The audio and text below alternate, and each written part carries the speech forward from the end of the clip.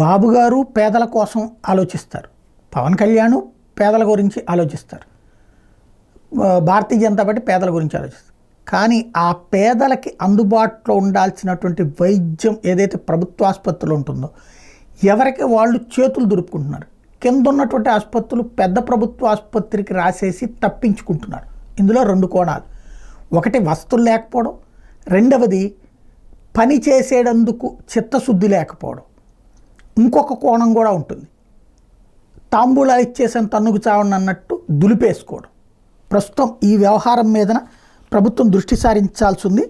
ఏంటంటే జిల్లా ఆసుపత్రులు, సామాజిక ప్రాంతీయ ఆసుపత్రి నుంచి పెద్ద ఆసుపత్రులు రెఫరల్ కేసులు పెరుగుతున్న మీద ఉన్నతాధికారులు దృష్టి సారించారు.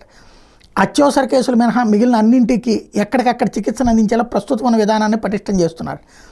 అనవసర రెఫరల్ కేసుల కారణాలు గుర్తిస్తున్నారు. ఈ మేరకు నిర్ణయాలు తీసుకున్న వైద్యులు, సిబ్బంది యొక్క వివరణ తీసుకున్నారు.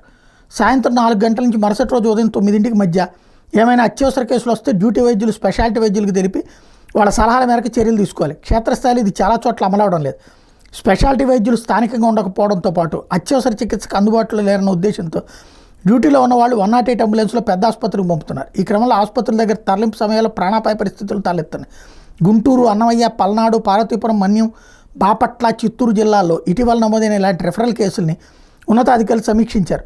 సాధారణంగా రాత్రిపూట 11 గంటల వరకు రోడ్డు ప్రమాదాల కేసులు, తర్వాత పాయిజన్, పాము కాటు కేసులు ఎక్కువగా ఉంటున్నాయి.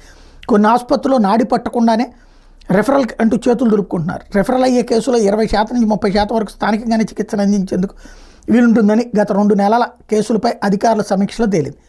ప్రాంతీయ సామాజిక ఆసుపత్రులు, మండల రెవెన్యూ డివిజన్ పరిధిలో జిల్లా కేంద్రాల్లో జిల్లా ఆసుపత్రులు సేవలు అందిస్తున్నాయి.